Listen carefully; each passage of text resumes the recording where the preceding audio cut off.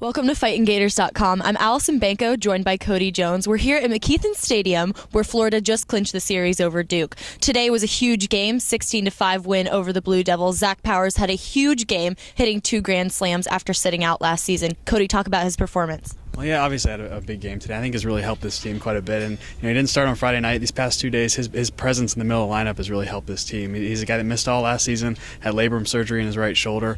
Certainly looks a lot better, a lot more comfortable at the plate right now. And he's a guy that can play first base. They'll even said today they'll try him out in the outfield if they need to. So I think that's the big thing right now at this point is they're trying to find out who the best bats are and how to fit that all together into a lineup. And it's how it's going to be for the next couple of weeks. It's just kind of putting the puzzle pieces together with this thing. But there's no doubt from what his performance today and really just the way he looked this whole weekend, he's a big piece in this lineup. Well, Zach Powers is a returning player for Florida. 6 newcomers got their starts this weekend on the mound. Cody, talk about the freshman's performance pitching this weekend. Well, that was really the big thing that Kevin O'Sullivan was talking about afterwards. He was really impressed with the way that those guys look, and it was kind of hard not to be. There's really hard to pick out a guy that really struggled this weekend out of those 6, and that's really rare for a freshman coming into their first college weekend. They're all really excited and trying to throw too hard and maybe not throwing as many strikes, but all 6 of these guys were really good. So I think that's something for this team to build on, and looking at the rotation, that's kind of up in the air. It sounds like that next week, and a lot of these freshmen are going to have chances to win jobs. So I think that's really one of the biggest things to look at from a lot of these guys. It's a lot of big-bodied guys that are freshmen that are throwing the low 90s. It's a really impressive group for them, and I think that's something they're trying to build into the next couple weeks.